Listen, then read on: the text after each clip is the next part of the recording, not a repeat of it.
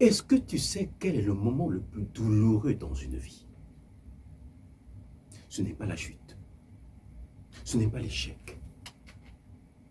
C'est le moment où tu réalises que le rêve auquel tu t'accrochais est en train de mourir. Un peu comme une bougie qui s'éteint lentement, malgré tous tes efforts pour la rallumer.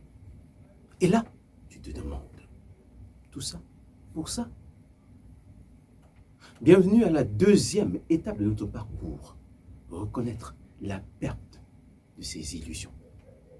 Mais avant, rassure-toi d'avoir bien maîtrisé la première étape.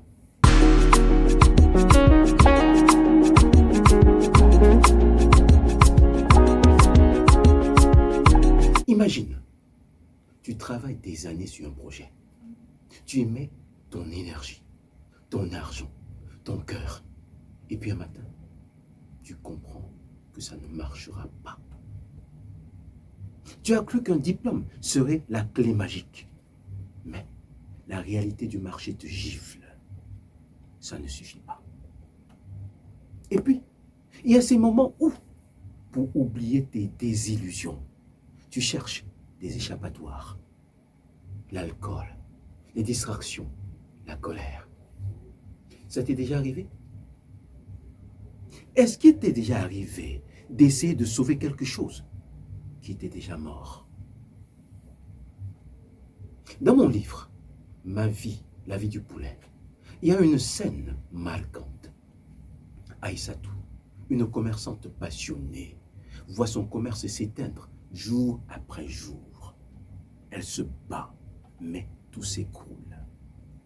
Samuel, brillant étudiant, réalise que son diplôme ne lui ouvre aucune porte. Et Moussa, lui, se noie dans l'alcool pour échapper à ce sentiment d'échec. Le point commun entre eux, c'est qu'ils ont dû affronter la perte de leurs illusions. Et voici la vérité. Tant que tu crois que ta cage est faite d'or, tu n'oses pas en sortir. Tant que tu crois que ta cage est faite d'or, tu n'oses pas en sortir.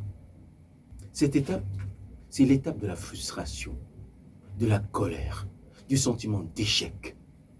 C'est humain. Mais rester bloqué là, c'est comme pousser une porte fermée. La compétence que tu dois développer, c'est simple à dire, mais puissant. Accepter la désillusion comme une étape de croissance. Accepter la désillusion comme une étape de croissance. Oui, accepter. Pas comme une défaite, mais comme un passage. Parce qu'en lâchant ce qui est mort, tu libères ton énergie pour ce qui est vivant. En arrêtant de t'accrocher aux solutions mortes, tu redécouvres ta créativité. Et toi, est-ce que tu t'es déjà senti prisonnier d'un rêve qui ne voulait plus de toi? Reste avec moi. Dans un instant, je vais te donner un exercice concret. Voici ton défi. Prends une feuille. Écris le nom d'un rêve perdu. Un projet qui n'a pas abouti. Puis, juste en dessous, complète cette phrase.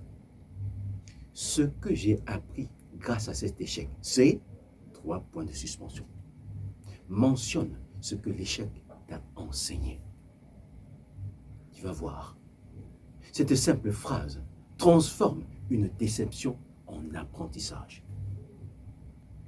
Essaie-le maintenant. Ne le porte pas. Parce que c'est dans l'action que la guérison commence. Aujourd'hui, prends une décision simple. Arrête d'arroser une plante qui est déjà morte. Ne gaspille pas ton énergie dans un projet, dans une relation ou une habitude qui n'a plus de vie. Si tu as fait cet exercice, bravo. Tu viens de franchir la deuxième étape. Reconnaître la perte des illusions. Mais attention, Reconnaître la ficelle ne suffit pas. Un conseil. Pour tirer pleinement profit de cette formation, il te faut le support de formation. Commande-le maintenant sur WhatsApp. Chaque jour où tu refuses de voir la ficelle, tu t'épuises à tourner en rond. Mais dès que tu la reconnais, tu commences à te libérer. Alors, si tu veux aller plus loin, rejoins l'école de guérison des cœurs et des nations sur WhatsApp. Le lien est juste en bas, dans la rubrique commentaires. Parce que la prochaine étape pourrait bien être celle qui change tout. Demain, je vais te montrer comment couper ta ficelle sans qu'elle repousse.